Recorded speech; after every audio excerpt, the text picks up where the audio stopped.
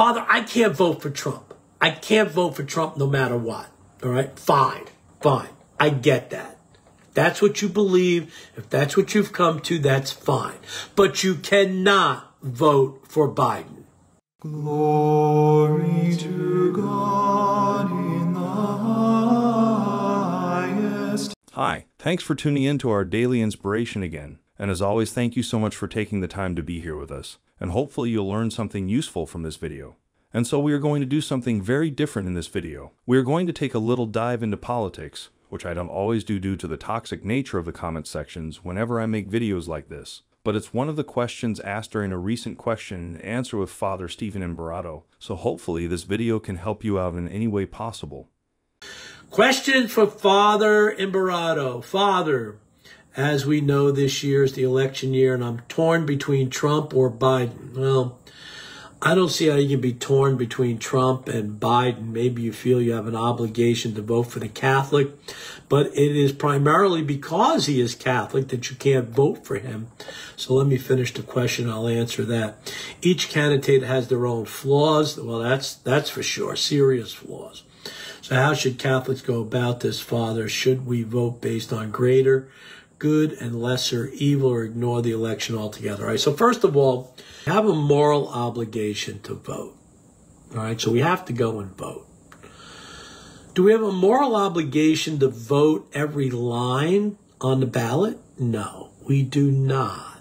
We do not have a moral obligation to vote every line on the ballot. But we have a moral obligation to go and vote. For instance, if you're a state with a referendum, you have to go and vote against that referendum. These abortion referendums are unconstitutional. They're immoral. They're inherently evil. You need to vote against abortion, right?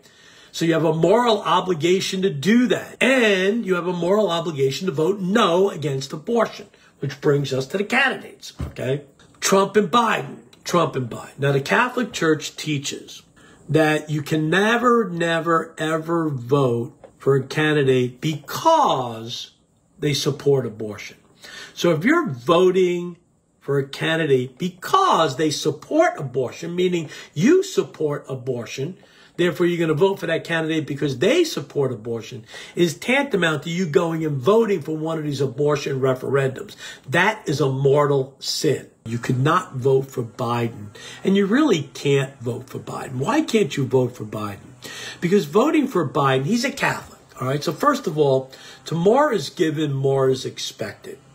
So we expect more from Biden. As Catholics, we expect more from Biden than we do from Trump. Trump can plead invincible ignorance on some moral issues, okay? Not all moral issues, but on some moral issues. All right. Biden cannot plead invincible ignorance. We know that Biden defies the Catholic Church time and time again on his policies in regards to abortion, on his policies in regards to contraception, in regards to even end-of-life decisions, euthanasia, assisted suicide, anti-marriage, anti-family, the LGBTQ, transgenderism, right? Religious freedom, freedom of conscience. He is he's almost anti-Catholic. It doesn't apply to Trump. He's not even Catholic. In terms of us Catholics, this is a Catholic issue, whether or not to vote for Biden, right? So, Father, I can't vote for Trump. I can't vote for Trump no matter what, all right? Fine. I get that. That's what you believe. If that's what you've come to, that's fine. But you cannot vote for Biden. But I think there's a clear choice here, and I think Trump is the clear choice. I think he is the clear choice. Trump has a great respect for the Catholic Church. I believe that Trump will revert back to his pro-life ways of his first administration. Of course, there's no guarantee of that. I think that Trump will uphold marriage and family much better than Biden will. Definitely religious freedom and freedom of conscience, much more than Biden will.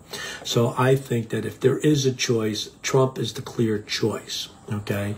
If you can, in good conscience, vote for Trump, though, you cannot vote for Biden. End of discussion. And if there's a referendum in your state an abortion referendum. You cannot support that referendum in any way, shape, or form. Abortion is an intrinsic evil. You can never vote to support abortion. Okay? And for the second part of this video, I'd like to share something about this wonderful priest.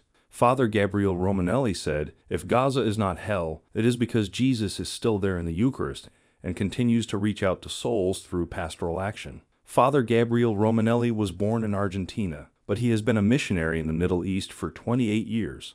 5 of them he spent at Holy Family Parish, the only Catholic church in the Gaza Strip. Before the escalation of conflict last year, he had moved to Bethlehem, but since October 7th, he has not been able to return to his parish. But from afar, Father Romanelli has been able to stay in touch with them. They get up in the morning and clean the church because there are so many people. People are sleeping everywhere. The elderly and some injured sleep in the church. They say the rosary, celebrate Mass, then go to other services. It takes a lot of work to organize the parish, which has become a refugee camp. It is difficult. Everyday life is difficult. They cook twice a week and distribute what they can. They get very little and at very high prices. Since the army left, people can go out during the day, but they don't go far. So they go out, and each one gets what they need. They share it. If Gaza is not hell, it is because Jesus is still there in the Eucharist and continues to reach out to souls through pastoral action. Among the refugees are Catholics and Greek Orthodox. Father Romanelli says that prior to the October 7th attacks, there were 135 Catholics in the Gaza Strip. 29 of them have died from bombings or lack of medical care, and 2 women were killed by snipers. And to cope with day-to-day life, the people staying in the parish in northern Gaza have organized themselves into committees for cleaning, collecting food and water, caring for the sick, and teaching children. Father Romanelli also says that regular reception of the sacraments is what keeps the refugees hopeful.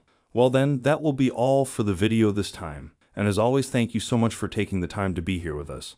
And hopefully all of you have learned a lot from this video. If you have any questions for Father Stephen Imbarrato, you can send your questions to our email. I'm sending Father 5 questions every week, so please don't hesitate to send yours and if you'd like him to answer them. And if you have any products or services that you'd like us to include in our videos, please let us know about it, and we're more than happy to include them in the videos. There are no charges, but please remember that what you're doing or offering does not have any conflict with what we believe as Christians. And from time to time, we're also giving away free copies of books to one of you. Just keep an eye out on the community post. This is available for everyone anywhere in the world, as long as Amazon is available for delivery in your area. And until the next one, stay safe, stay healthy, and may God bless you.